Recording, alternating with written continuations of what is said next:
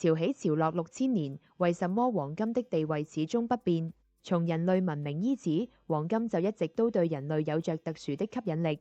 埃及人稱黃金是神的呼吸，印加人稱黃金是太陽的汗水。16世紀，歐洲各國為了搶佔黃金資源大打出手，瘋狂開闢海外殖民地，可以說是黃金驅使着人們探索新世界，推動新航路的開闢。積累黃金就是個人或者集體開啟新財富的重要基礎。看法不同，則導致地位不同。如果說急於探索新世界的歐洲人把黃金視作財富的象徵，那麼在中國人眼裏，反而是更加偏愛黃金權力和地位的屬性。當時的中國人對土地和仕宦有着極大的追求，對黃金的渴望反而沒有那麼大，所以黃金大多都被精心雕刻，成為了當時皇權貴族的奢侈品，或者當作納貢的珍品等等。黃金為什麼能被全世界都認為是財富的象徵？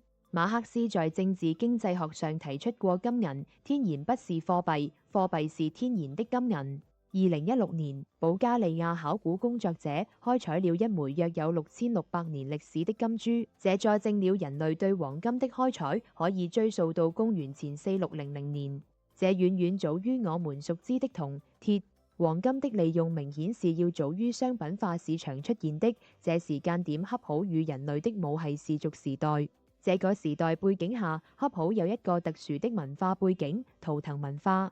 圖騰文化與黃金有什麼關係？有一點不得不承認的是，黃金在自然界是獨有而美麗的。它金光閃閃、絢麗奪目，手感沉重，易於雕琢，且永不腐朽。因為當時生產技術有限，稀缺的黃金稱為了聰明人駕馭權力的重要信物。他們認為圖騰是神靈魂的載體，而黃金則是神的旨意。擁有這一尊貴東西的人，有着帶領大家走向美好的天然權利。於是黃金就成了首領權利的象徵，也就自然而然地稱為了人類追逐的對象。東西方對黃金理念的不同，導致了發展道路截然不同。歐洲大肆流行黃金的時期是在11到13世紀，這是正處商業革命時期，新興資產階級的實力開始不斷增強。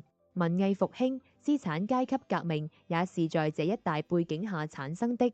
因為當時歐洲人對財富的崇拜，所以對金銀的開採也十分激烈。但限制於當時的開採技術，歐洲人更熱衷於去其他地方獲取黃金。在新航路開闢以前，地中海的黃金主要來自於非洲。反觀中國，對黃金使用雖然可以追溯到4000年前的夏朝，且盛行於戰國時期。這時候的黃金貨幣形態多樣化，其中最著名的莫過於楚國的金版了。但在秦王統一中原之後，貨幣也被統一了。這時候用的貨幣是銅，黃金並沒有用作製造貨幣。